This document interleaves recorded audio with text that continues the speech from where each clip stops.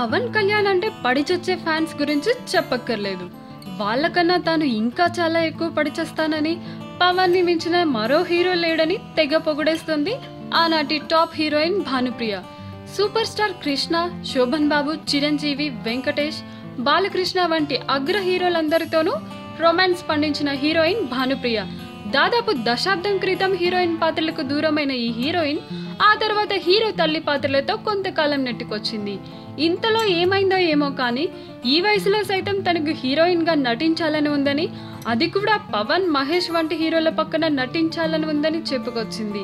ఇండస్ట్రీలో పవన్ ని మించిన హీరో మరొకరు లేరని, అత్తారింటికి దారేది సినిమా ఎన్నిసార్లు చూసానో లెక్కలేదని చెప్పుకొచ్చింది భానుప్రియ.